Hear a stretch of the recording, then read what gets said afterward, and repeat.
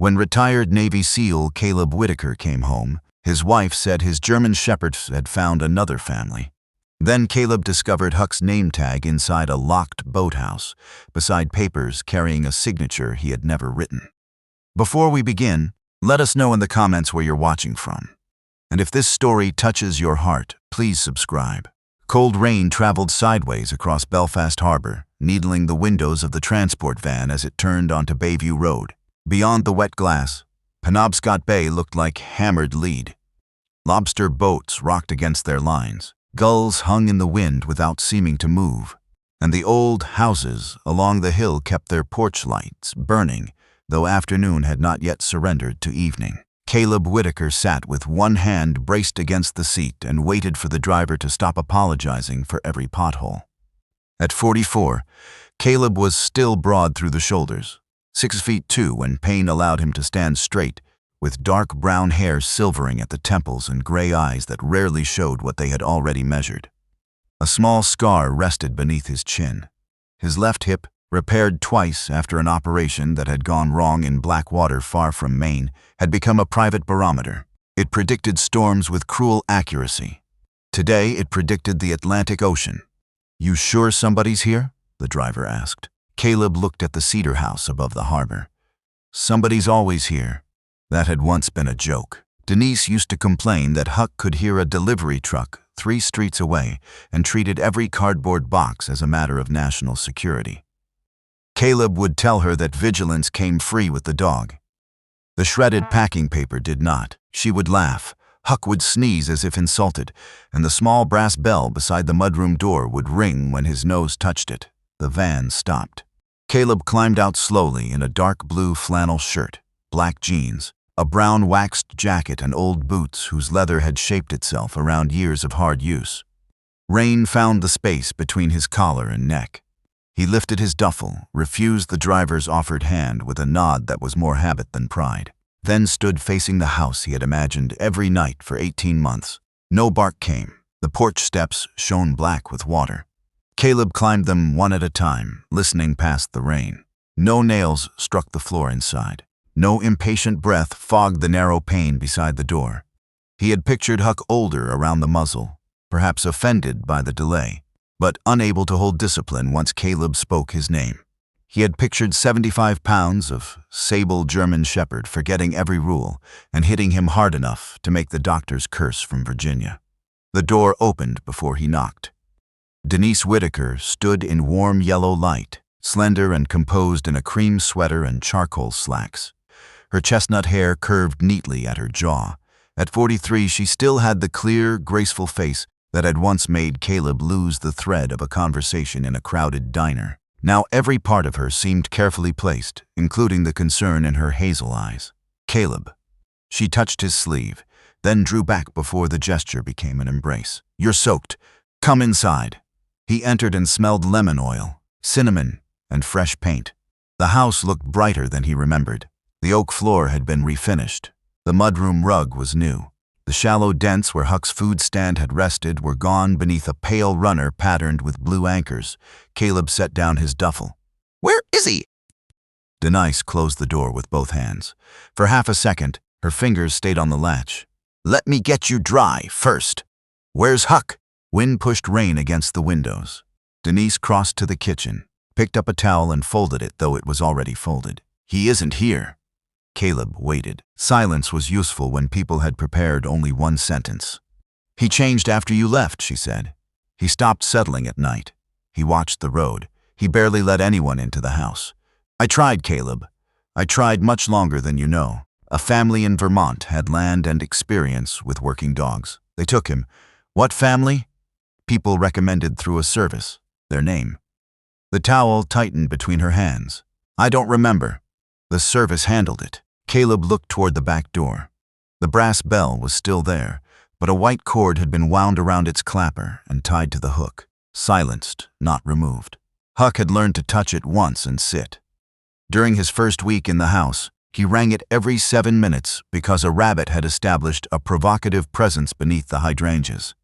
Denise had laughed until she cried. Caleb had threatened to court-martial the rabbit. "Why is the bell tied?" he asked. Denise glanced at it. The wind kept moving it. It had never moved in the wind. Caleb did not say so. He walked through the kitchen, noticing absences as if they were objects. Huck's bed was gone from beside the stove. The framed photograph of Caleb in a faded uniform kneeling with one arm around Huck had disappeared from the bookcase. Even the ceramic jar of dog biscuits, a ridiculous thing shaped like a lighthouse, was missing.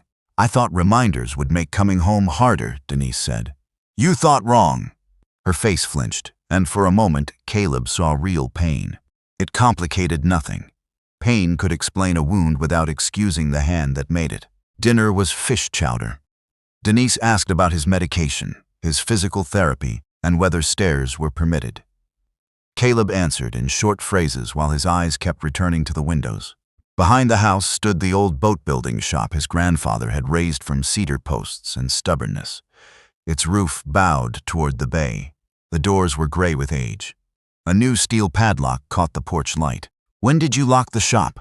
Caleb asked. Denise's spoon stopped against the bowl. "After somebody broke into Walter's shed. There are tools in there. The hasp used to push them on inside. It rusted." She lifted the spoon again, but did not drink from it. Caleb watched a tiny pulse beat at the base of her throat. He had spent half his life learning the difference between fear of danger and fear of discovery. They often wore the same face. The difference lived in timing. At 10, Denise went upstairs. Caleb remained at the kitchen table with a mug of coffee that tasted faintly burned. His hip throbbed. Rain softened to a cold mist, and the harbor buoys began their hollow conversation in the dark.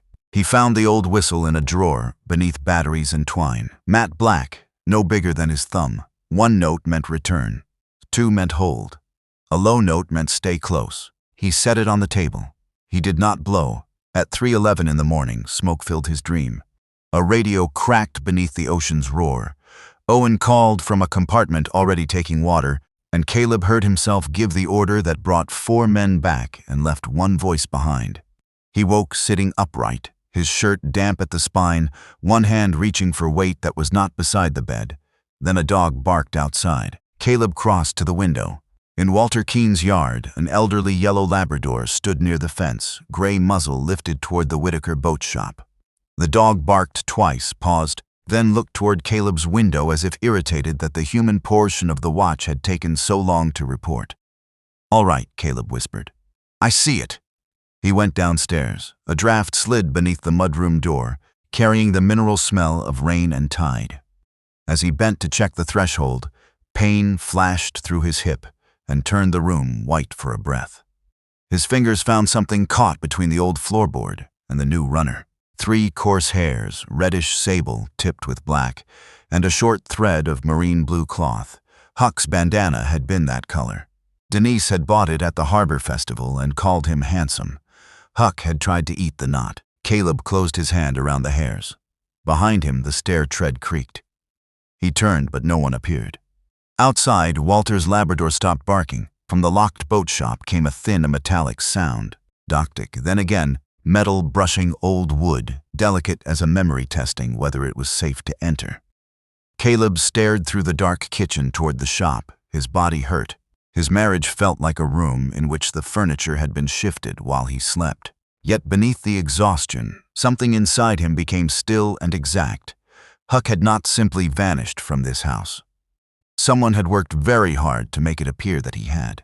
Morning arrived beneath a ceiling of pearl gray cloud, and Belfast Harbor disappeared behind fog thick enough to swallow the far breakwater.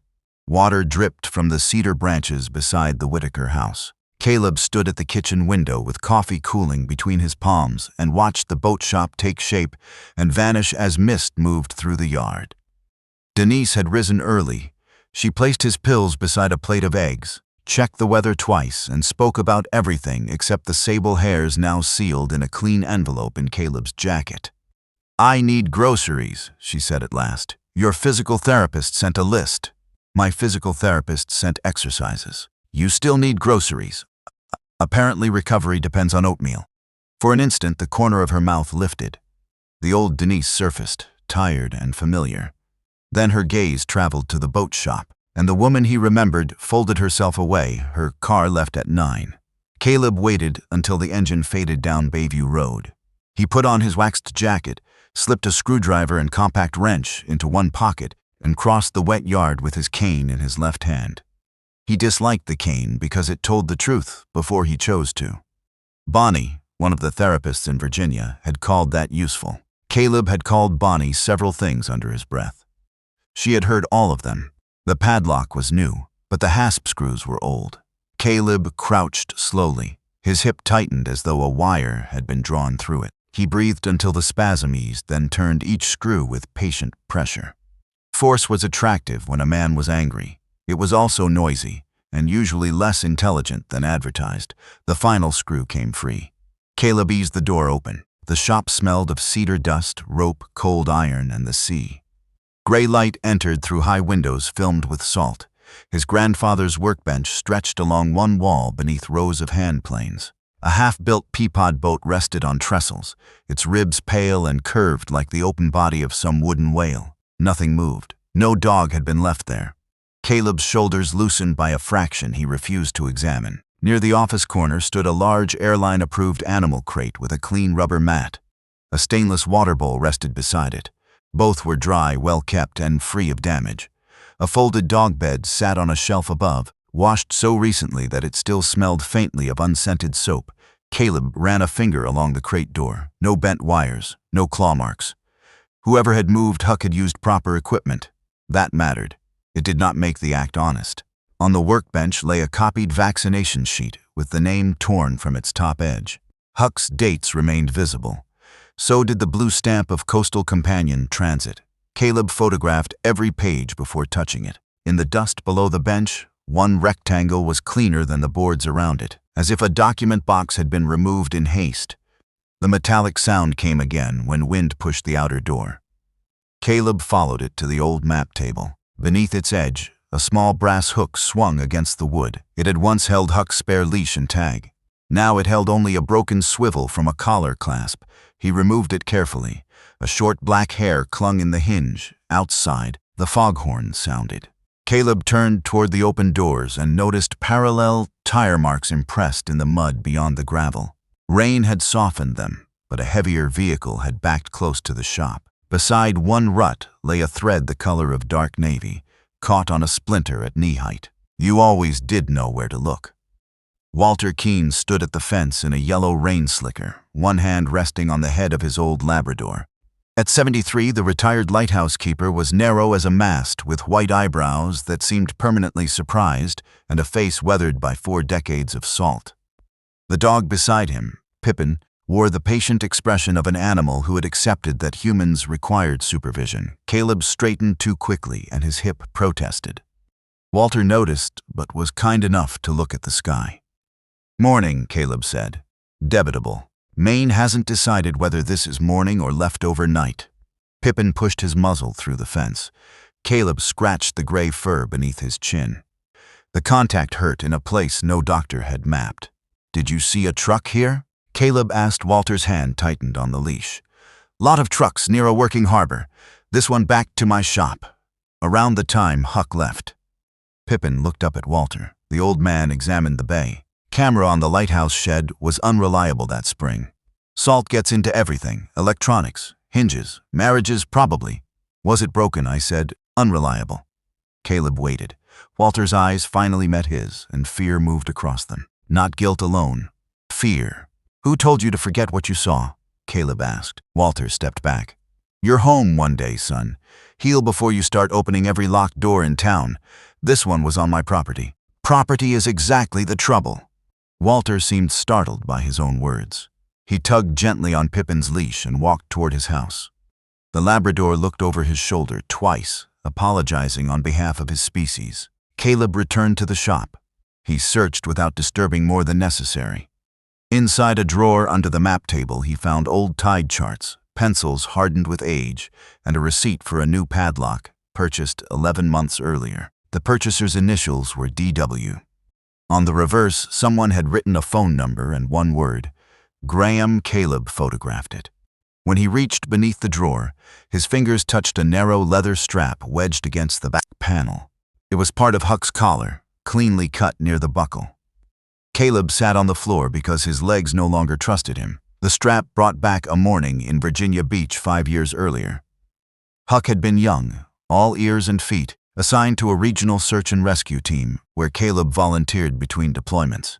During a storm exercise, the dog ignored a decoy scent and found a real kayaker clinging beneath a pier. Later, Huck stole Caleb's glove and slept with it beneath his chin. Partnership had begun as theft. Caleb had always appreciated the honesty of that. He pressed the leather between thumb and finger. It smelled only of dust now. The shop door moved. Denise stood in the opening, grocery bags at her feet. Fog curled behind her. Her face was pale, but her voice arrived level. "You broke in. I own the building. We own it. Then why did I need a lockpick to enter?" Her eyes dropped to the collar strap. A sound left her, small and involuntary. Caleb had heard people make that sound when a hidden danger stepped into light. "Huck was here when they took him," he said.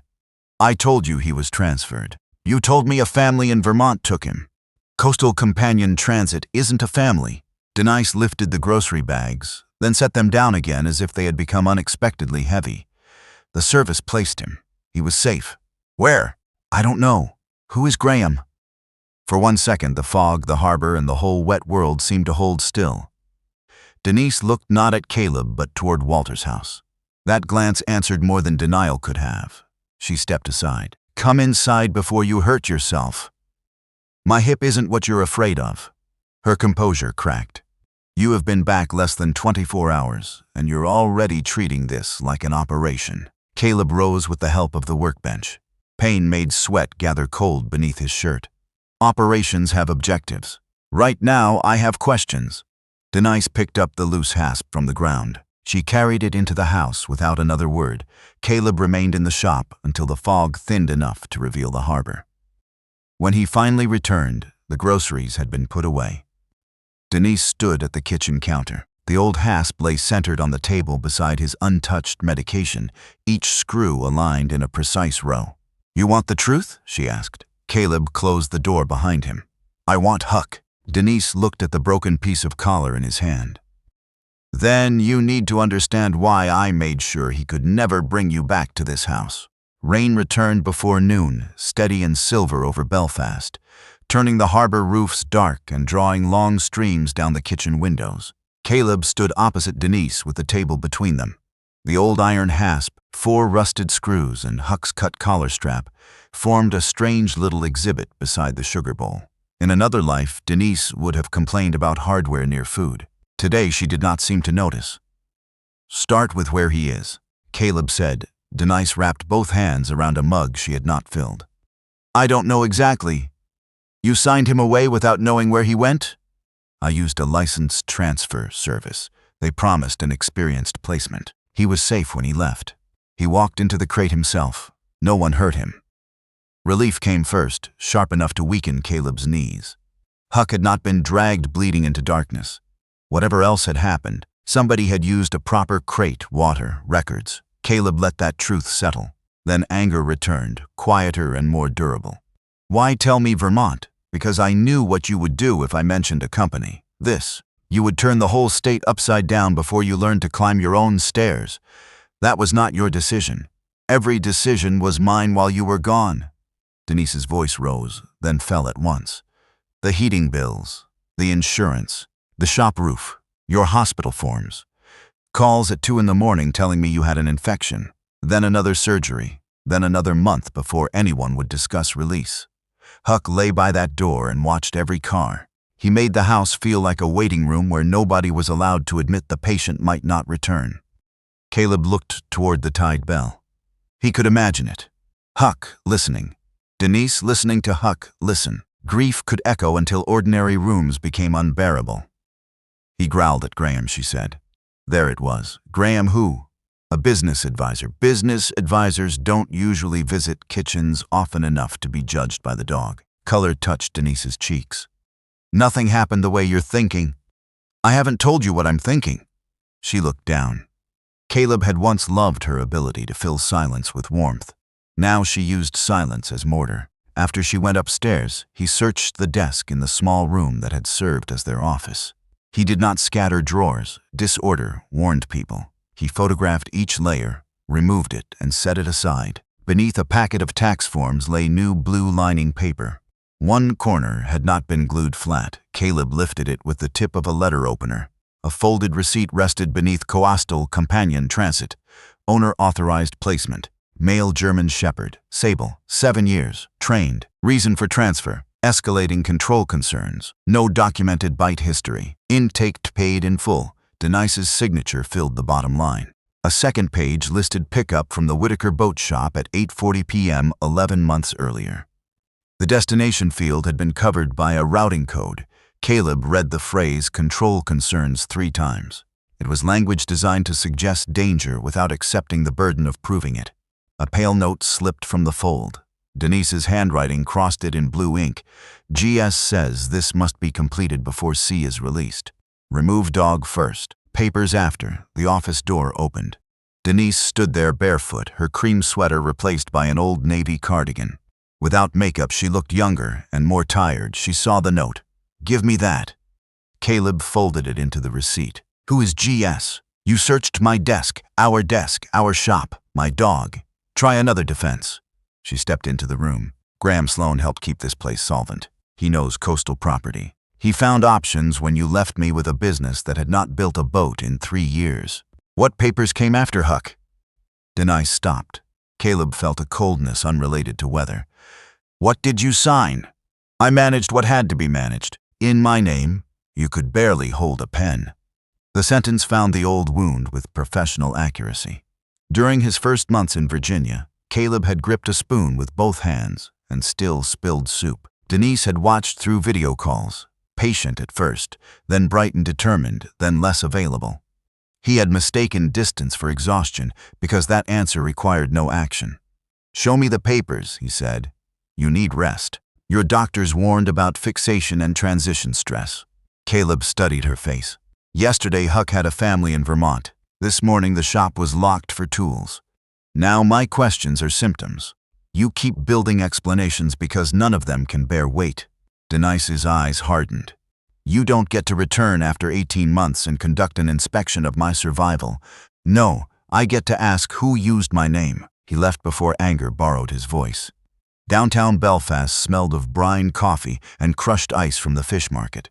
Rain ticked against awnings. Caleb stopped at a narrow counter where Amos Reed had sold haddock and lobster for 30 years.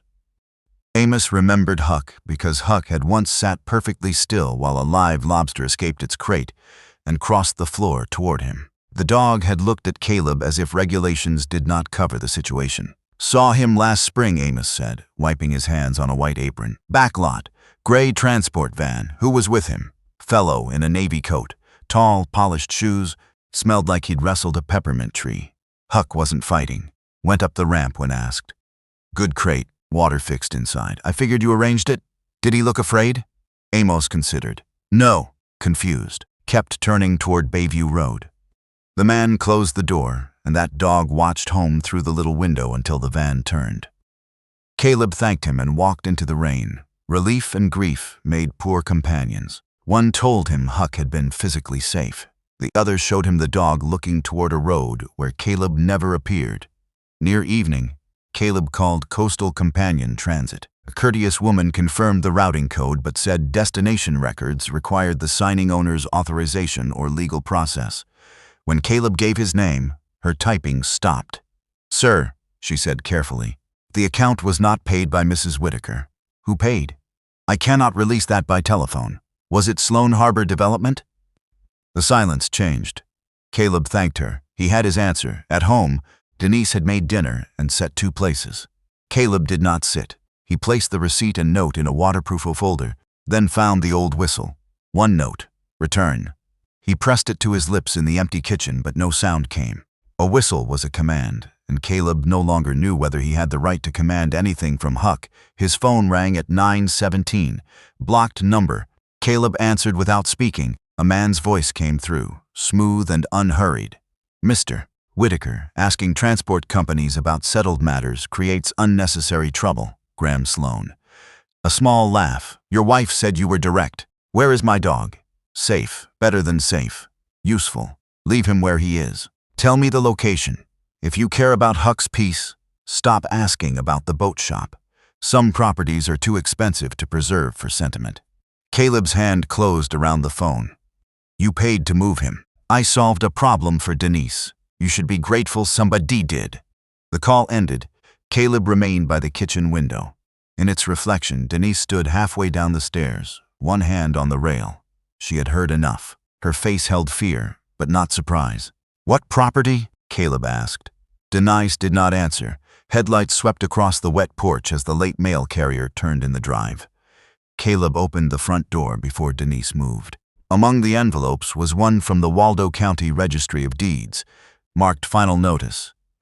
He tore it open beneath the porch light. The letter concerned a pending transfer of the Whitaker boat shop, its pier, and 3 acres of waterfront. Attached was a durable power of attorney filed 14 months earlier.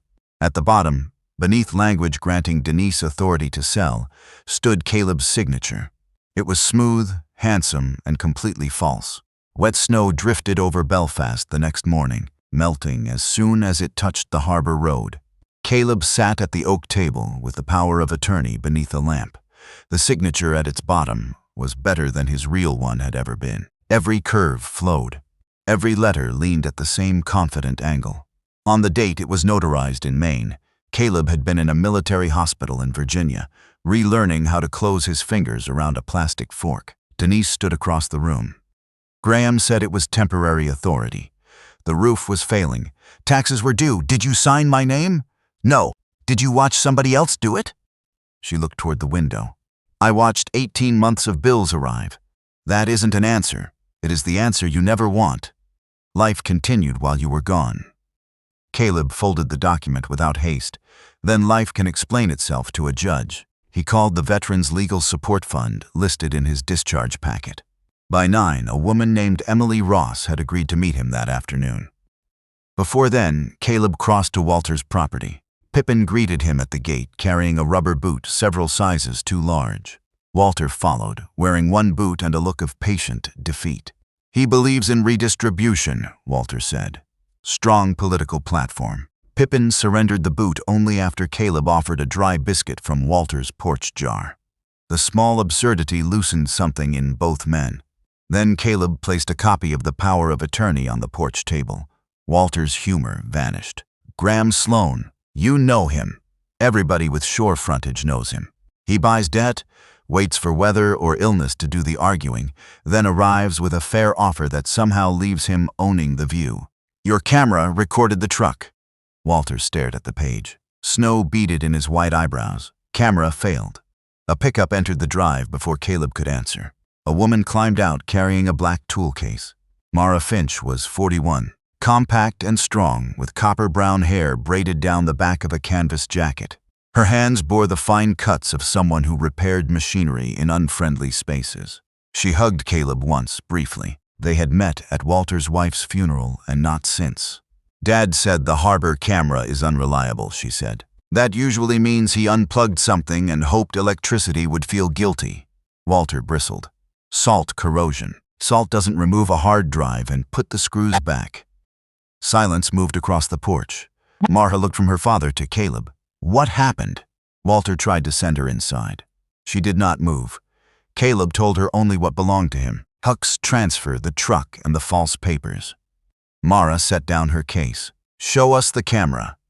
The equipment cabinet occupied a narrow room beneath the old lighthouse shed Walter maintained for the Historical Society. Mara removed the panel and pointed to an empty bay.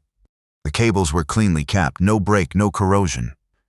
Where is the drive? She asked. Walter sat on a stool. For a while he seemed older than 73. Graham knew my mortgage had gone variable. He said if I involved myself in Whitaker business, his company might acquire the note. Said people lose houses every day without anybody breaking a law. Mara's face flushed. So you hid evidence? I kept a roof over my head. You always have a noble name for silence. The words carried 3 years of stored weather. Walter's wife had died after a brief illness. Mara had wanted him to leave the lighthouse and live near Portland. Walter had refused, then stopped returning calls because every conversation became a fight. Each believed the other had abandoned first. Caleb leaned against the wall to ease his hip. Walter, where is it? The old man looked at him. If I give it to you, Sloan may take everything. If you don't, he already owns the part of you that knows the truth. Walter closed his eyes. Then he reached above a shelf and brought down a battered case for marine binoculars. Beneath the molded lining rested a small black hard drive. Mara connected it to her diagnostic tablet. The camera had recorded the Whitaker yard in washed-out green. She searched the date on the transport receipt. At 8:31 p.m., a gray van backed to the boat shop. Denise opened the doors. Huck appeared beside her in his marine blue bandana, sable coat bright under the security lamp. He was alert but calm. A tall man in a navy coat placed a padded crate at the ramp, clipped on a lead, and gave a hand signal. Huck looked at Denise, then entered the crate. No force, no cruelty. Just trust directed through a lie. Caleb gripped the table edge. Huck turned before the van door closed and stared toward the house. Graham emerged again carrying a document box from the shop. On its side was the green crest of Sloan Harbor Development. He pointed toward the roof, then the pier. Denise nodded. Mara froze the image. A silver ring shone on Graham's hand. "There's your business advisor." Walter covered his mouth. "I should have gone over." "Yes," Caleb said. "You should have." The old man accepted it. Caleb made a forensic copy and left the original with Mara, who documented every step. She refused to let Walter retreat into the next room. "You are coming to Portland with me until this is settled," she said. "I am not a package. Neither was Huck. Put on both boots." Pippin thumped his tail, endorsing management. That afternoon, Emily Ross met Caleb above a bakery on Main Street. At 36, she had dark blonde hair cut to her shoulders, a navy suit that had survived many courthouse benches, and clear blue eyes that moved quickly, without seeming impatient.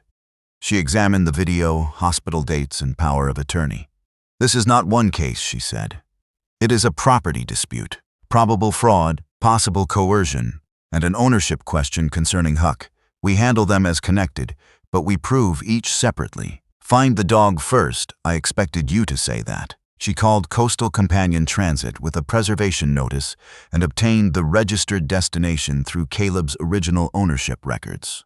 North Star K9 near Augusta. Caleb stood so fast pain cut across his hip. Emily waited until his breathing steadied. "They confirmed he is alive," she said. "Healthy, in active care." Alive. The word was not dramatic, it simply returned gravity to the room. Emily slid a second page toward him. "There is another problem. The transfer payment came from a Sloan subsidiary. So did the filing fee for this power of attorney." Her phone rang before Caleb could answer. The county clerk spoke for less than a minute. Emily's expression tightened. "The closing was moved forward," she said. "Graham intends to complete the waterfront transfer in 6 days. Outside, the snow became rain, and every church bell in Belfast struck 4 at once. Sunlight broke through narrow gaps in the clouds west of Belfast, but the air remained sharp enough to glaze puddles along the road. Emily drove because Caleb's medication and fury made poor traveling companions. The highway to Augusta passed frozen fields, dark pines, and farmhouses, with wood smoke leaning from their chimneys. Caleb held Huck's broken collar clasp in one hand and watched mile markers fall behind them. North Star K9 occupied 20 wooded acres outside the city. Its low cedar buildings surrounded fenced exercise fields, scent courses, and covered runs. Nothing about the place resembled a prison. Dogs moved with handlers across open ground. Water stations stood beneath insulated shelters. A sign at reception listed veterinary inspections, training schedules, and enrichment hours. The man who met them was Travis Boone, 52, thick-necked and square-built, with sandy hair cropped close and reading glasses hanging from a cord. His work shirt carried more dog hair than fabric. "Mr. Whitaker," he said, "I wish somebody had called 11 months ago." "So do I." Travis led them into an office that smelled of coffee and clean kennels. He placed Huck's complete file on the desk. Intake exam normal. Vaccinations current. Weight maintained. No bite history. No aggression observed. Participation in scent exercises excellent. Notes repeatedly mentioned withdrawal after vehicle arrivals and hesitation around men wearing Navy outerwear. "He was never harmed here," Travis said. "He has slept indoors every night, worked when he chose, and received regular care. But safety isn't the same as belonging. That dog kept expecting a particular person to come through the gate." Caleb looked at the training field beyond the window. Why didn't you contact me? The papers carried your wife's authorization under a power of attorney. We verified the document number. It was active in the county system. The placement contract ordered confidentiality because of a supposed domestic dispute. On paper, doing the proper thing looked exactly like doing the wrong one. Emily asked who paid. Travis opened an account sheet. Harbor Renewal Holdings, a subsidiary linked to Graham Sloan, had prepaid 1 year and renewed the confidentiality request 3 times. Why keep him instead of place him? Caleb asked. Because he was trained, stable, and valuable for search work. The sponsor asked us to evaluate him for a coastal program. I thought that was the one decent part of a strange arrangement. Can I see him? Travis removed his glasses. Yes, but you need to meet Dr. Pierce first. Bonnie Pierce entered through the rear door carrying a clipboard and half a blueberry muffin. At 58, she wore short silver-streaked hair, a forest green veterinary coat, khaki pants, and practical shoes. Her brown eyes were warm but unimpressed by titles. Retired SEAL, she said. Excellent. Another patient trained to ignore pain and answer simple questions with weather reports. Emily coughed to hide a laugh. Bonnie examined Caleb's owner records, then explained Huck's behavior. Separation had not injured his body, but repeated transfers and the unexplained loss of his person had made new situations difficult. He still worked, ate, and played. He also positioned himself near exits and watched every arriving vehicle. I know his commands, Caleb said. Today, forget them. He'll come to the whistle, perhaps. But if you summon the dog you remember only to measure what remains, you make his first choice for him. Sit down. Let him discover that you are real. They went to a quiet field bordered by pines. Caleb sat on a wooden bench, cane beside him, gloved hands open on his knees. Travis disappeared behind the building. Huck came around the corner. He was broader than Caleb remembered and lightly frosted around the muzzle. His sable coat burned reddish gold where the sun touched it, with a black saddle from shoulders to tail. The tip of his left ear bent forward in its familiar imperfect salute. His amber eyes scanned the field, found Caleb and stopped. Neither moved. Caleb's throat closed. He had imagined shouting the name. Instead, the name arrived as breath. Huck! The dog's ears came forward. His front paw lifted, then lowered. He smelled the wind. Caleb watched recognition pass through him, not as joy, but as a question too large for one body. Caleb reached for the whistle. Bonnie touched his wrist. He let his hand fall. Huck took 3 steps. A truck door slammed near reception. His body tightened. He turned away and walked to the far fence. The rejection struck Caleb cleanly. Yet beneath it was something important. Huck had been allowed to leave. Nobody corrected him. Nobody pulled the lead. Caleb stayed seated. Good, Bonnie murmured. That did not feel good. Honest things rarely arrive gift-wrapped. Caleb removed 1 glove, the old brown leather pair he had worn through rehabilitation, and placed it in the grass. Then he leaned back. Huck paced the fence, circled once, and approached the glove from downwind. He sniffed it, his shoulders lowered. He placed 1 paw over it, a habit from puppyhood, and looked at Caleb. Caleb smiled before grief broke the expression apart. You still steal cheap. Huck picked up the glove and carried it beneath a pine. He did not return it. Bonnie nodded. There he is. They remained in the field for an hour. Huck came no closer than 15 feet, but he stopped watching the gate. Before leaving, Caleb lowered his hand toward the ground. Huck looked at it for a long time. Emily received an email while they waited. The hospital had released Caleb's treatment log for the date of the alleged signing.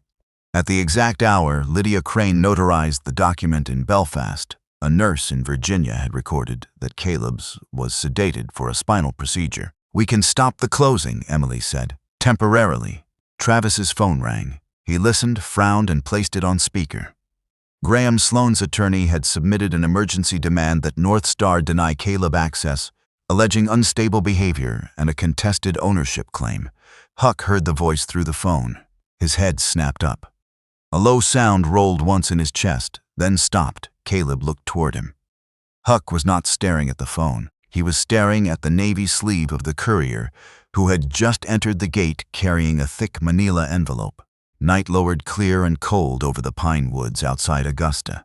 Stars appeared between black branches, and frost silvered the edges of the North Star training field. Inside a quiet evaluation room, Caleb sat on the floor with his back against the wall. A lamp glowed in one corner. The door to the adjoining run remained open, and Huck stood just beyond it, watching. The manila envelope had carried copies of the property petition and a letter ordering Travis to preserve the current placement.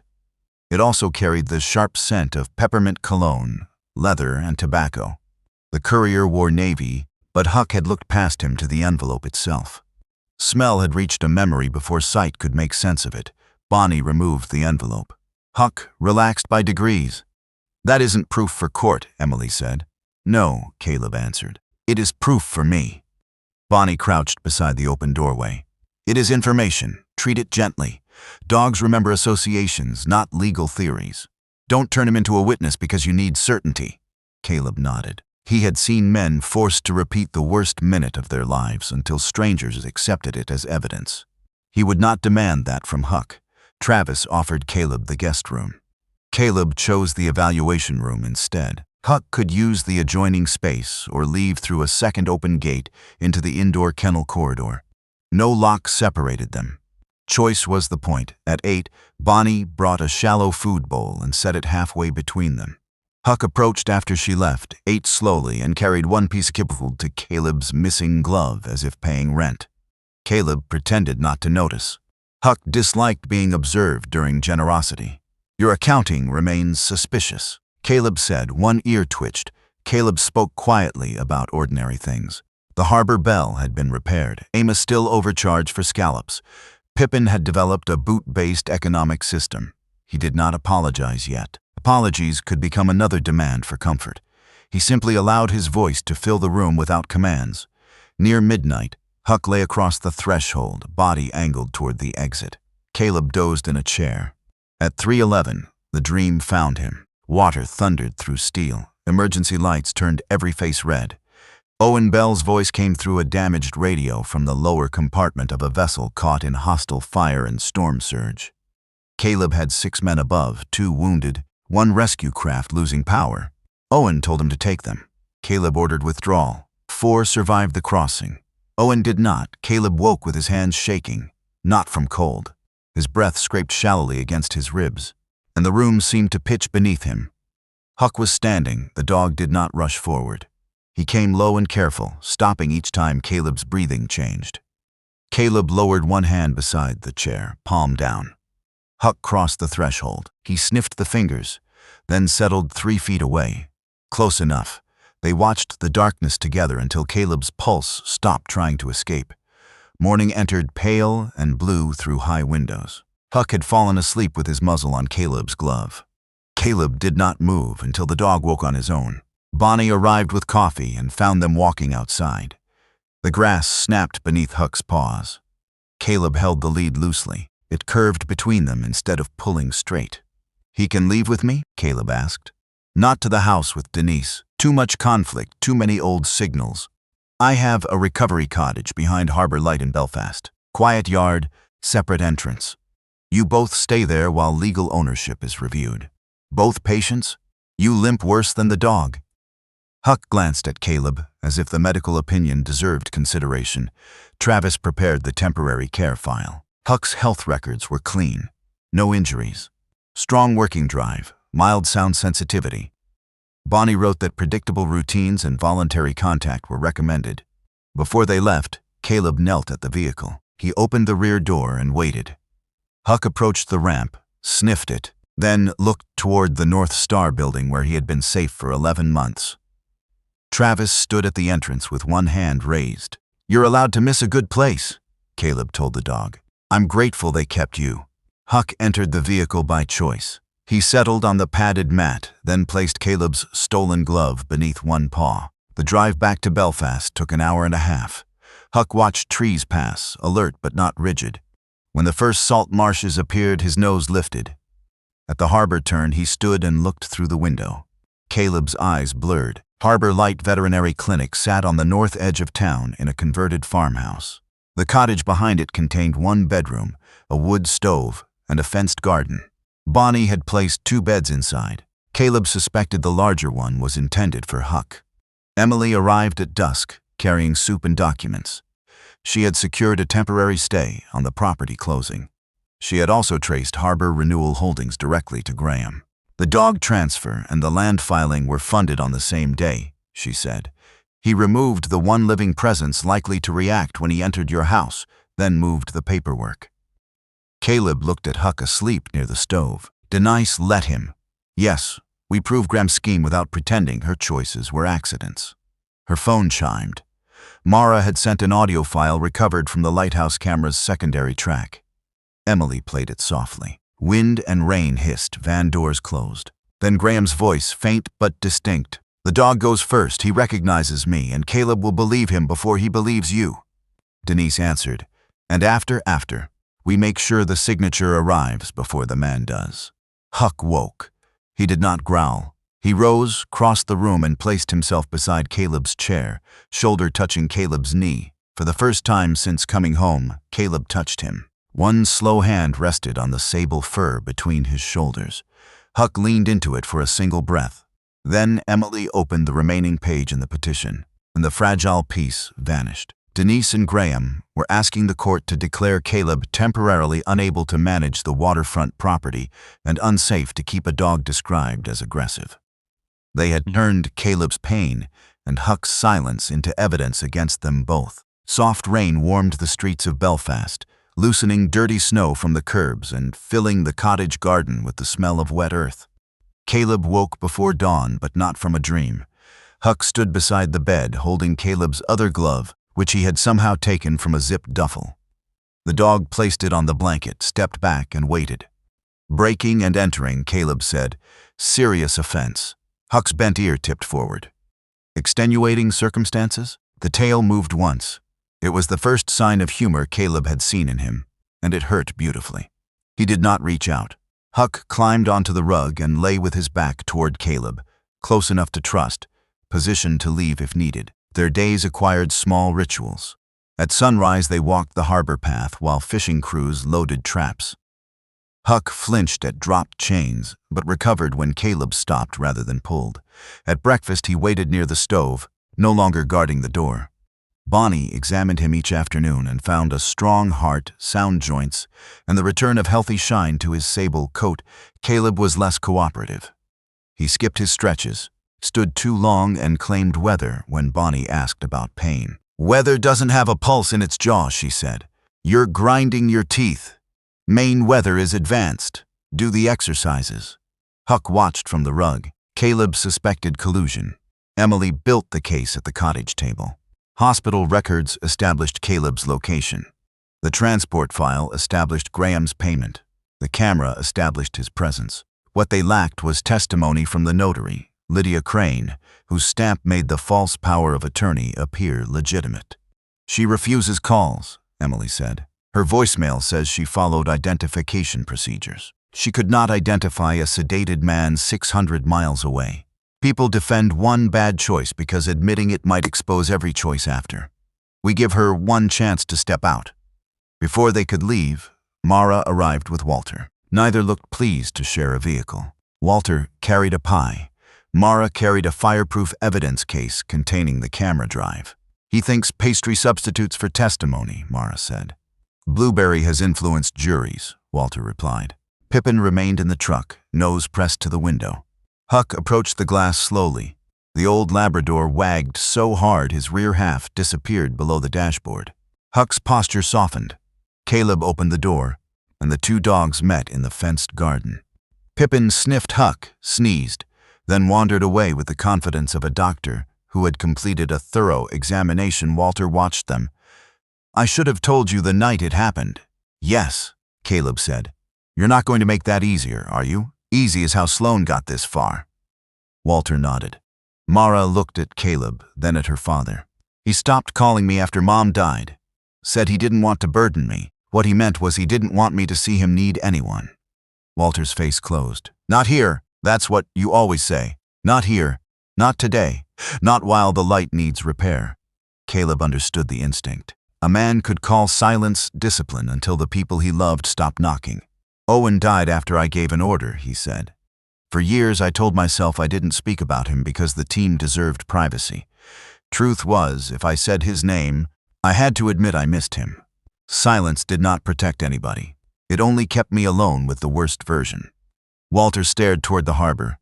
Your mother used to say you had the bedside manner of a dock cleat. She liked dock cleats. Reliable. Mara laughed despite herself. Walter did too, quietly. It was not reconciliation. It was a door no longer latched. Emily and Caleb found Lydia Crane at a narrow stationery shop beside the post office. Lydia was 62, with soft gray curls and tired green eyes. She wore a burgundy cardigan buttoned to the throat. When Emily placed the hospital log beside the power of attorney, Lydia sat down. I checked the driver's license copy, she said. Did you watch Caleb sign? Emily asked. Graham said the hospital would not allow a notary. Denise said he signed during a clear interval. Did you watch him acknowledge the signature by video? Lydia's fingers tightened around a pen. No, she had needed the work. Her husband required home nursing after a stroke, and Graham sent regular real estate packets. One favor became an expectation. Lydia insisted she never forged Caleb's hand, but she had stamped a room's shared pretense. I wanted to believe the signature was his, she whispered. Caleb placed his right hand on the counter. Cold had stiffened the fingers. He wrote his name on a blank sheet. The letters came uneven, the W broken in the middle. This is what my hand did that month, he said. Your stamp let somebody turn the injury into an opportunity. Lydia's eyes filled. She opened an appointment ledger. The entry named Graham and Denise, not Caleb. She agreed to give Emily a sworn statement. On the drive back, Mara called. She had recovered another file from the camera system. Graham's car visiting the Whitaker house 4 times before Huck's transfer, always while Caleb was hospitalized. At the cottage, Huck waited by the window. When Caleb entered, the dog crossed the room without hesitation and pressed his head briefly against Caleb's thigh.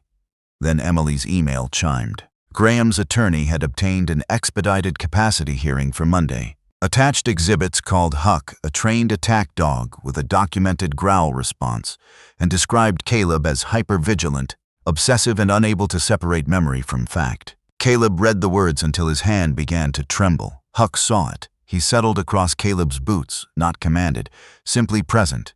Pain had been renamed danger. By Monday, they would have to teach a courtroom the difference. A hard wind cleared the rain from Belfast and polished the Saturday sky to a cold, impossible blue. Whitecaps flashed beyond the harbor wall. Inside Harbor Light Cottage, Emily arranged documents, while Bonnie tested whether Huck could remain calm around a dropped key ring, a navy coat on an empty chair, and the peppermint scent from Graham's envelope. There was no theater in the assessment. Bonnie introduced each object at a distance, watched Huck's breathing and removed it before tension became distress. He looked to Caleb, accepted a treat, and returned to his mat. No lunging, no snapping, no loss of control. A growl communicates discomfort, Bonnie said into her recorder. Punishing communication creates surprise. Respecting it creates safety. Caleb raised an eyebrow. Do you write that about people? People usually hire lawyers to growl for them. Emily did not look up. My rate just increased. The humor helped. Fear preferred solemn rooms. Later, Caleb's former therapist joined by video from Virginia. Dr. Susan Avery was 60, with close-cropped white hair and a calm face that never confused gentleness with agreement. She had guided Caleb through the months when sleep became an enemy, and shame disguised itself as self-reliance. You have PTSD, she said after reviewing the petition. You experience nightmares, survivor guilt, and heightened awareness. None of those conditions removes your ability to understand a contract, recognize your own signature, or make choices concerning your property. They'll say I am obsessed with Huck. You found physical evidence, then corroborated it. That is investigation, not delusion. Pain is not proof of incapacity. Caleb looked away from the screen. He had spent 18 months fearing every shake in his hand made his judgment less believable.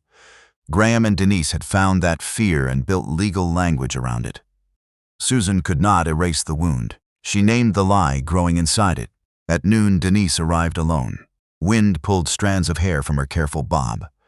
Huck saw her through the window and stood, but his body remained neutral. Caleb opened the door only after asking Emily to stay in the adjoining room. Denise entered slowly. He looks good. He was always good. I meant healthy. Travis kept him safe. That belongs to Travis, not to you. The words landed. Denise sat at the table. Huck chose the far side of Caleb's chair and lay down. "Graham said the shop would collapse under debt," she began. "He said you would come home unable to work, and every board in that place would become another responsibility I had to carry. He offered enough to pay everything and start somewhere new. Why move Huck? Because he knew Graham. Every time Graham entered, Huck stood between him and your office. He never attacked, he just watched. Graham hated it. He said you would trust the dog before you trusted me. He was right." Denise flinched. "That is what living with you felt like. Huck knew the part of you I could never reach. Your nightmares stopped when he touched you. With me, you apologized and turned away. I became jealous of a dog, Caleb. Do you know how small that made me feel?" Caleb's jaw tightened. He remembered video calls cut short because he could not bear Denise hearing him cry. He had called it protecting her. Perhaps it had been another locked door. "I failed you in ways I need to own," he said. "That does not make your signature mine. It does not make Huck dangerous. I didn't forge it. Graham brought it completed. I let Lydia stamp it. And the land? I signed the preliminary sale." Huck lifted his head as Denise's voice broke. He did not go to her. He did not retreat. His calm presence made excuses feel louder. Caleb placed a blank sheet on the table. "Write down every meeting, every payment, every instruction. Tell Emily before Graham decides you are the easiest person to sacrifice." Denise stared at the paper. "Will you forgive me? Not as payment for testimony. Tell the truth because it is true." She left without writing. At the gate, she turned toward Huck. "Your tag fell in the shop," she said. "The night Graham collected the ledger box. He grabbed your collar to read it, and the clasp opened. The tag slid under the map table. Graham couldn't reach it and said it didn't matter." Caleb's hand went to the broken clasp in his pocket. "What ledger?" "Your grandfather's ownership accounts. Graham thought you hid something in them? Did he find it?" "No, he took the wrong box." Drove away. That afternoon, Walter decided to repair the lighthouse beacon before the hearing. Mara found him halfway up the iron stairs, dizzy and clinging to the rail. He had not fallen and suffered no serious injury, but she brought him to Bonnie's clinic and informed him that stubbornness was not a medical plan. "You sound like your mother," Walter said from the examination table. "Somebody has to." His eyes filled. "I stopped calling because every time I heard you, I heard her. I thought grief was mine to keep off your shoulders. You kept yourself off them too." Walter nodded. "I am sorry." Mara took his hand. No speech followed. Some bridges began with only the first plank. At dusk, Emily secured a court-supervised search of the Whitaker shop for Sunday morning. Caleb stood in the cottage garden with Huck beside him. Across town, the map table waited with the lost tag, and perhaps the true ledger beneath it. Then Emily received a notice from the court. Graham had submitted a sworn statement claiming Caleb threatened him during the blocked phone call. The call recording attached to the filing began 12 seconds late. After Graham's threat about Huck and the property, someone had edited the truth and placed it under oath. Fog rolled from Penobscot Bay before sunrise Sunday, filling the streets of Belfast and purling every spiderweb along the Whitaker fence. A court-appointed evidence officer unlocked the boat shop while Emily recorded the entry. Bonnie remained in the garden with Huck, giving him space from the room associated with his departure. Caleb wanted the dog beside him. Wanting was not the same as needing, and neither was permission. Walter and Mara waited near the doors. Walter carried the original camera drive in its evidence case. Mara carried tools and a written chain of custody log. Their shoulders touched once as they bent over the same page. Neither moved away. Inside, the shop felt smaller than it had 2 days earlier. The officer photographed the map table before Caleb pointed to the lower frame. Denise had said the tag slid beneath it. Mara used a lightened mirror, metal at the rear crosspiece. She said she removed one warped strip under the officer's supervision. Huck's oval tag dropped onto a clean cloth scratched brass. Huck on one side, Caleb Whitaker, and an old Virginia number on the other. Caleb stopped breathing for a moment. He did not imagine the tag as a message Huck had planted. The truth was simpler. It had fallen during an act of concealment, and careless people had believed small things did not matter. Mara's light found something else in the seam. A black memory card wrapped in wax paper. Caleb recognized his own handwriting on it. Back Shop accounts. His grandfather had taught him to keep duplicate records away from the office safe because fire loved paperwork. Caleb had hidden the card before his last deployment and forgotten it through surgery. Graham had removed a box of ordinary ledgers while the digital copy stayed beneath the table. Emily loaded it on an offline laptop. The files contained deeds, peer use agreements, tax receipts, and a scanned restriction requiring family consent for commercial redevelopment. They also showed that Graham's valuation omitted the active cooperative leases, making the property appear more distressed than it was. "This does not prove the signature fraud by itself," Emily said. "It proves motive and misrepresentation. Combined with Lydia, the hospital, and Denise, it becomes heavy." Walter stepped toward the evidence officer. "I need to amend my statement. I saw Sloan here twice before the night on camera. I kept quiet because he threatened my mortgage." Mara studied him. Walter did not look away. "Put all of it down," she said. "Even the cowardly parts, especially those." Back in the garden, Caleb knelt a few feet from Huck and opened his palm. The tag lay there. Huck sniffed it, then looked at Caleb. No dramatic cry, no impossible understanding. He simply lowered his head until the old metal touched his nose. "You never lost your name," Caleb whispered. "We did."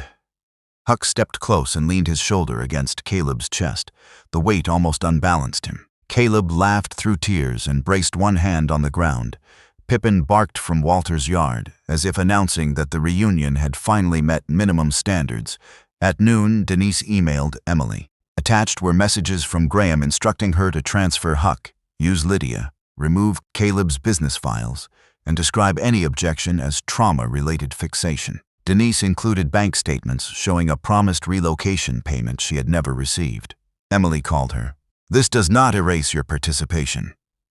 "I know," Denise said over speaker. "I'm done asking lies to erase things." The preliminary hearing began Monday beneath a bright, bitter sky. The Waldo County Courthouse was red brick, its stone steps still wet from thaw. Caleb wore a charcoal jacket over a white shirt. Huck walked beside him in a black collar carrying the restored tag. The leads stayed loose inside. Denise sat with her own attorney, separate from Graham. She looked pale and did not meet Caleb's eyes. Graham Sloan occupied the next table in a navy blazer, polished brown shoes, and a white shirt open at the collar. At 49, he had a lean, attractive face made reassuring by practice. A scratched silver ring circled his right hand. Peppermint cologne reached Huck before they crossed the aisle. Huck stopped. Caleb stopped with him. The dog's chest gave one low vibration. Caleb lowered his hand without touching. Huck looked up, breathed, and moved forward by choice. Graham smiled. "Mr. Whitaker, I hope your return becomes less distressing." "It already has. I found Huck." The smile held, but the eyes failed. Judge Rebecca Holden entered at 9. At 60, she wore silver hair pinned at the nape and reading glasses on a cord. She asked precise questions and showed no patience for speeches disguised as answers. Graham's attorney played the edited phone call. Caleb's clipped voice sounded threatening because the opening had been removed. Emily presented carrier metadata showing the recording began after connection. She asked that the complete record be subpoenaed. Bonnie testified that Huck had no documented bite, attack, or uncontrolled aggression. "He communicates stress and responds to space," she said. "That is not dangerous temperament. That is useful information." Dr. Avery testified by video that Caleb's PTSD did not equal incapacity. Lydia's sworn statement confirmed Caleb was absent when his signature was notarized. Walter authenticated the camera file and admitted his delay without decorating it. Then Graham addressed Caleb directly during a recess. "You talk about loyalty as though you never left anyone behind." The room narrowed. Water hammered steel in Caleb's memory. Owen's voice cracked through the radio. His right hand began to shake. Huck rose and placed his head on Caleb's knee. Warmth, weight, breath. Caleb rested his palm between the dog's ears and looked at Graham. "I gave an order that saved 4 men and cost 1 man his life. I carry that. My pain is not your permission. It does not authorize my signature, my land, or my dog." Judge Holden returned. By late afternoon, she froze the property transfer, preserved Caleb's temporary care of Huck, and ordered complete financial, notary, and phone records for a final hearing. It was not victory. It was time outside. Denise approached Emily with a sealed envelope. "There is one more thing," she said. Graham did not plan only to buy the shop. Once he owned the pier, he intended to close the public rescue access before anyone could invoke the old restriction. The demolition permit is already waiting. The final hearing was 3 days away. Graham had lost the signature, but he was preparing to take the harbor by another door. An offshore storm pressed low clouds over Belfast on Tuesday, and the harbor lights burned through breakfast. Waves struck the breakwater with a sound like distant doors slamming. At Harbor Light Cottage, Emily spread the new evidence across the table while Caleb worked through the exercises Bonnie had written in letters large enough to insult him. Huck lay between them with Caleb's glove beneath his chin. Each time Caleb tried to skip a stretch, the dog opened one amber eye. "He is enforcing the treatment plan," Bonnie said from the doorway. "He lacks jurisdiction. He has the glove. That is leverage." Emily allowed them 10 seconds of peace before pointing to the demolition permit. Graham had applied through a second company, Atlantic Quay Partners, claiming the old boat shop was unsafe and the pier inactive. The application omitted the Rescue Cooperative's seasonal access agreement stored on Caleb's memory card. If the sale fails, he may argue Denise already authorized demolition under the power of attorney, Emily said. "We need the court to void the document from its creation, not merely suspend this transaction." Denise agreed to meet at Emily's office. She arrived without Graham's preferred cream sweater, wearing jeans, a gray raincoat, and no careful makeup. Exhaustion had stripped away the performance. Her attorney sat beside her. "Graham approached me after a storm damaged the shop roof," she said into a recorder. "He knew Caleb was in surgery. He offered a private loan, then told me the property would bury us unless I sold." When Huck watched him enter the office, Graham said the dog would expose every visit once Caleb returned. "Why did you believe him?" Emily asked. Denise stared at her hands. "Because he made resentment sound practical. I was angry that Caleb spoke more honestly to Huck than to me. Graham took the ugliest thought I had and treated it like wisdom." She admitted supplying samples of Caleb's old signature. Graham returned with the completed power of attorney. Denise brought him to Lydia and confirmed a lie. She also signed the transport form while knowing Huck had no aggression history. "Was Huck ever unsafe during transfer?" Bonnie asked. "No. I insisted on a licensed service and watched him enter the padded crate. It is the one decent condition I kept. It does not make the rest decent." Caleb listened without rescuing her from the truth. Denise had been lonely. He had withdrawn. Graham had manipulated both facts. None of them moved the pen in her hand. "Why testify now?" Emily asked. "Because Graham sent me a draft statement saying Caleb threatened me, and Huck tried to attack him. Neither happened. He expected me to sign. I finally saw the future clearly. Every lie would require a larger one, and eventually there would be no part of my life left outside them." Afterward, Denise asked to speak to Caleb in the hall. Rain rattled the old windows. "I loved you," she said. "I believe you. Past tense. Truth doesn't come with immediate rewards." She nodded, eyes wet. "Will you keep the house?" "I don't know." Huck hated the upstairs vacuum. Huck considered it an invading appliance. They both smiled, and the smile was worse than anger because it remembered a life that had contained goodness. Denise left with her attorney. Across town, Walter and Mara worked inside the lighthouse shed. The storm had loosened the beacon housing. Walter wanted to climb. Mara handed him a wrench and directed him to the ground-level assembly. "Demotion," he complained. "Strategic reassignment. Your mother used that phrase when she took away my ladder." They repaired the motor together.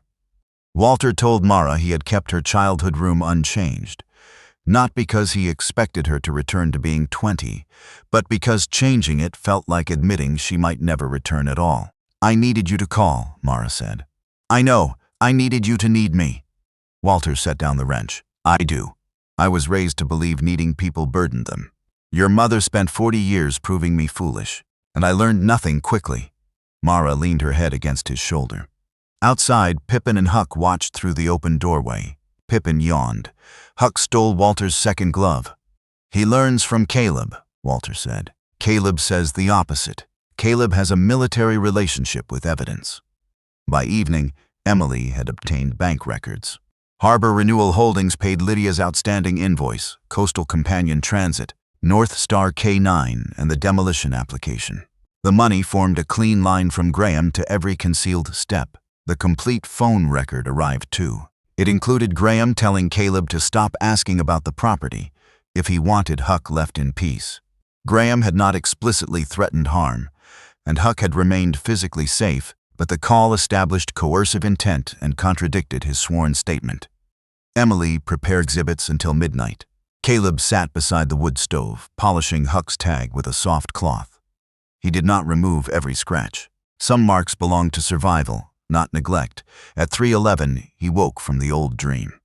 Huck lifted his head but did not rush over. Caleb placed both feet on the floor, named 5 things he could see, and breathed the way Dr. Avery had taught him. When the shaking passed, Huck came close and rested his muzzle on Caleb's boot. "We both get a choice," Caleb whispered. Morning brought a surprise. The rescue cooperative's chair, Captain Renee Dalton, called Emily. Graham had offered the cooperative a private settlement, withdraw its access claim, and he would fund a new pier 15 miles north. It sounded generous. It would also remove the last independent party able to enforce the old restriction. Renee had refused. Then Graham threatened bankruptcy proceedings against the cooperative over a loan he had quietly purchased. Emily hung up. "He is closing every exit before court." Caleb looked through the window toward the lighthouse beams sweeping across storm-dark water. "Then we don't use an exit. We turn on the light." The storm passed before dawn on Thursday, leaving Belfast scrubbed clean and cold beneath a pale gold sky. Water ran from courthouse gutters. Caleb paused at the bottom of the stone steps, one hand on his cane and Huck beside his right leg. The dog wore his restored tag. It clicked once against the collar, a small, honest sound in the morning. "Ready?" Emily asked. Caleb looked at Huck. "Neither of us likes court." Huck sneezed. "Objection noted," Emily said. The hearing room filled with ordinary people carrying extraordinary consequences in paper folders. Judge Rebecca Holden entered promptly. Graham sat with 2 attorneys, his navy blazer perfect, his silver ring turned inward so the scratch did not show. Denise sat at a separate table with her counsel. Walter and Mara occupied the front row. Bonnie waited with her medical file, and Travis had driven from Augusta to testify. Emily began with dates. No accusation, no flourish. On the morning Caleb supposedly signed in Belfast, hospital records placed him in Virginia under sedation. Phone data placed Graham and Denise near Lydia's shop. Lydia's appointment ledger named them. The signature lacked the tremor documented in Caleb's occupational therapy samples. Lydia testified in a voice that shook but did not retreat. "Mr. Whitaker was not present. I did not see him sign or acknowledge the document. I allowed Mr. Sloan and Mrs. Whitaker to tell me that procedure did not matter because the result was already understood. I was wrong." Graham's attorney asked whether Graham physically forced her. "No," Lydia said. "He made wrongdoing convenient. I chose convenience." Travis explained North Star's care. Huck had arrived healthy, remained healthy, and never displayed uncontrolled aggression. The confidentiality clause had delayed contact, but the facility had followed a power of attorney that appeared valid in public records. "Did Mr. Sloan ask you to harm, punish, or deprive the dog?" the attorney asked. "No," Travis answered. "He paid every care invoice. The deception was not about injuring Huck. It was about removing him from Mr. Whitaker's life and keeping his location secret." Bonnie described voluntary contact, sound sensitivity, and Huck's progress. A dog may be safe in body and still grieve a broken bond. Huck's caution does not establish dangerousness. It establishes that trust has consequences. Dr. Avery spoke by video. She did not minimize Caleb's PTSD. He had nightmares, guilt, and periods of hypervigilance. He also showed intact memory, judgment, and comprehension. His investigation followed physical evidence and independent records. Walter authenticated the camera footage. Under questioning, he admitted hiding it. "Why should the court trust you now?" Graham's attorney asked. Walter looked at Mara. "Because I have stopped asking fear to make me respectable. The file has metadata. Trust the file where you cannot trust me." Mara confirmed the forensic copies and demonstrated that the recording predated the dispute. Captain Renee Dalton produced the pier access agreement and Graham's settlement offer. Bank records connected his companies to the dog transfer, false filing and demolition permit. Then Denise testified. She did not cry at useful moments. She did not call herself a victim. She told the court she had been lonely, angry, and afraid of debt. Graham cultivated those fears. She gave him signature samples, approved the false notarization, signed Huck's misleading transfer form, and removed records from the shop. Did Mr. Whitaker authorize any of this? Emily asked. No. Was Huck aggressive? No. He watched Graham because Graham kept entering rooms where he did not belong. Why did you tell Caleb the dog went to Vermont? Denise looked at him at last. Because the truth would reveal everything else. Graham's pleasant expression thinned. His attorney argued that Denise acted independently and later blamed an advisor to save herself. Emily responded with messages written in Graham's own account, the matching payments, and the complete phone call. When Caleb testified, he described his injury without embarrassment. He wrote his name before the judge, the W uneven, the final letters rising where his fingers stiffened. Emily placed it beside the perfect forgery. Do you believe your trauma makes you infallible? Graham's attorney asked. No, it makes me injured. Those are different words. You became fixated on a dog. I became concerned when my wife gave 3 conflicting explanations, and I found records. The dog happened to be worth finding. Someone in the gallery breathed a quiet laugh. Even Judge Holden's mouth shifted. At 2 in the afternoon, the court recessed. Graham approached Caleb near the hallway windows. You will lose the property to taxes within 2 years, he said. All this suffering to preserve a rotting shed. The shed isn't the point. Then what is? Caleb looked at Huck resting beside Bonnie. Who gets to choose? Judge Holden returned with her ruling before sunset. The power of attorney was void from inception. The pending sale and demolition authorization had no legal force. The records would be referred for civil recovery and possible criminal investigation. Caleb's competence was not reasonably disputed. Huck's ownership records remained with him, and no evidence supported a dangerous dog designation. Graham did not look at Denise. He left through a side door with his attorneys. Denise remained seated, hands open on the table as if she had finally stopped holding something too heavy. Outside, Walter hugged Mara awkwardly. Pippin, waiting with a clinic assistant, attempted to join and nearly wrapped all 3 adults in one leash. Huck watched, then leaned against Caleb. Emily handed him a folder. You have the shop back. Caleb looked down at the legal title. Back taxes, roof repairs, and legal costs filled the next page. Keeping it meant years of struggle inside a building shaped by betrayal. Captain Renee approached with an offer from a local boat builders cooperative. Fair price, preserved rescue access, community ownership. Caleb could retain the cottage parcel. He held the contract while Huck placed one sable paw across his boot. The forged signature was gone. Now the hardest signature would have to be his own. April sunlight lay warm across Belfast Harbor, turning every small wave into a moving piece of glass. The courthouse storm had passed 3 weeks earlier. In the Whitaker boat shop, cedar shavings curled across the floor and the great doors stood open to salt air. Caleb sat at his grandfather's map table with the cooperative contract before him. Huck rested underneath, his sable back touching Caleb's boots. Emily waited across the table. Captain Renee Dalton stood near the pier with 6 cooperative members, all pretending not to watch through the doorway. Walter had brought blueberry muffins. Pippin had already stolen one and hidden the paper wrapper beneath a coil of rope, a crime Walter described as maritime salvage. Caleb held a black pen in his right hand. The shop was legally his again. Keeping it would mean loans, constant repairs, and a daily return to rooms where Denise and Graham had rewritten his life. Selling once felt like surrender. Now he understood the difference between something being taken and something being released. He signed. The W broke slightly in the middle. The final R climbed above the line. It was imperfect, difficult, and entirely his. Emily checked the page. The cooperative owns the shop main pier. You retain the cottage, garden, and footpath. Rescue access remains permanent. Caleb capped the pen. Then we saved it. You sold it. Graham tried to take it with a lie. I let it go with the truth. Emily considered that, then smiled. Law school had fewer useful sentences. Outside, Captain Renee rang the old brass work bell. The cooperative members cheered. One was a 68-year-old boat builder who had apprenticed under Caleb's grandfather. Another was a Coast Guard veteran planning free repair classes for adults changing careers. The shop would not become luxury glass facing a private marina.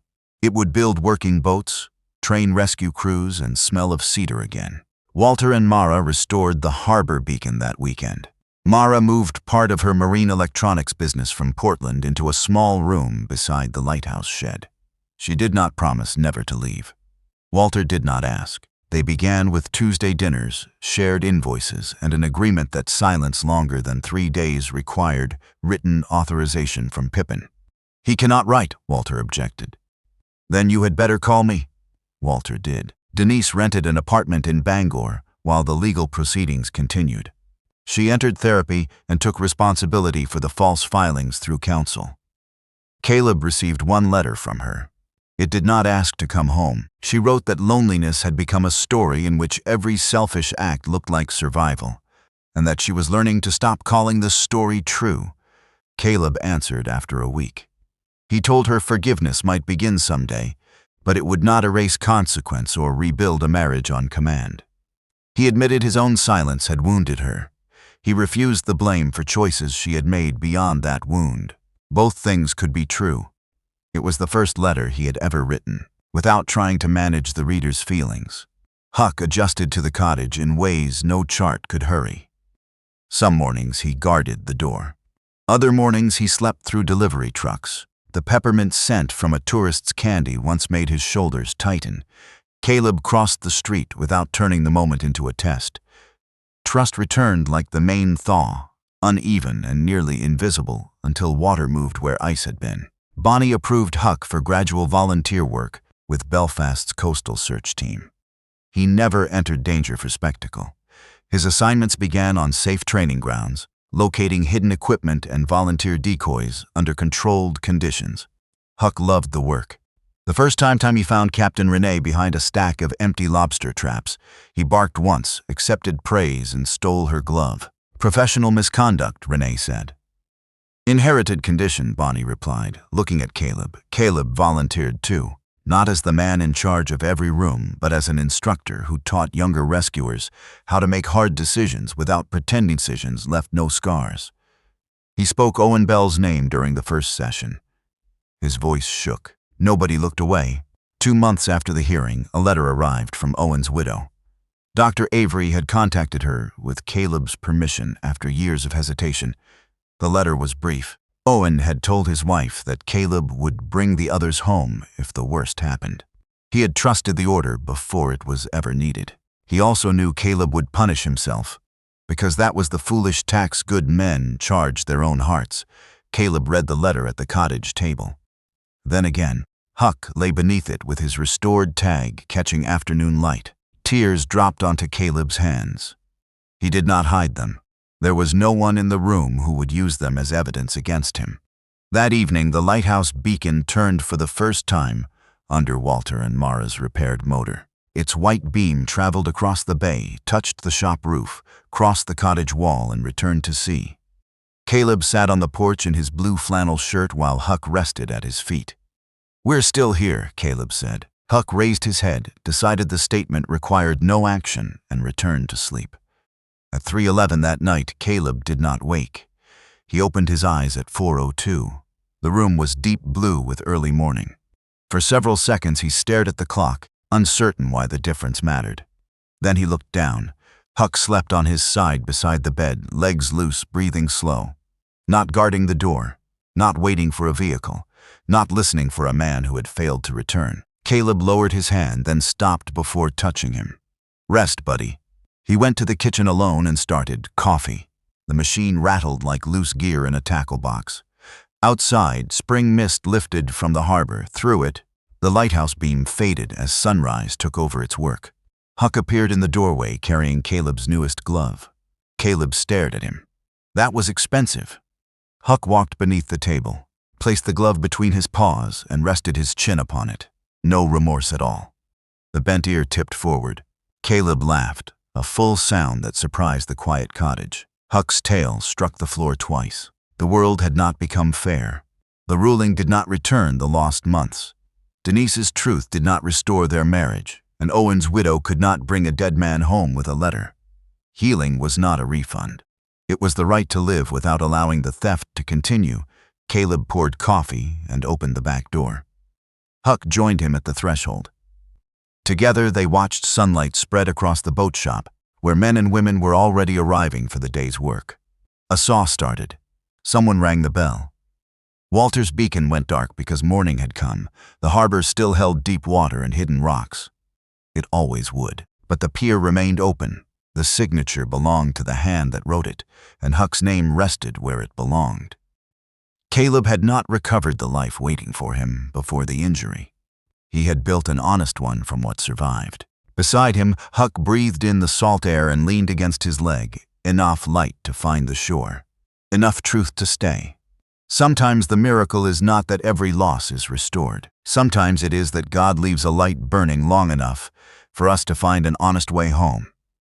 Caleb and Huck could not recover every stolen month, but they learned that pain does not cancel dignity, and forgiveness does not require us to call wrongdoing harmless. Walter and Mara discovered that love cannot live forever behind silence. Truth opened the door, but courage made them walk through it. If you are carrying a wound no one else can see, please remember that being hurt does not make you broken or unworthy of trust. Healing may come slowly, through one conversation, one faithful friend, one prayer, or one small choice made with your own hand. May God give you strength to speak truth without hatred, grace to forgive without abandoning wisdom, and companionship for the road ahead. If this story touched your heart, write Amen in the comments. Share it with someone who needs hope, and subscribe for more stories of loyalty, faith, and second chances. May peace find your home, and may a light always be waiting when you need the way back.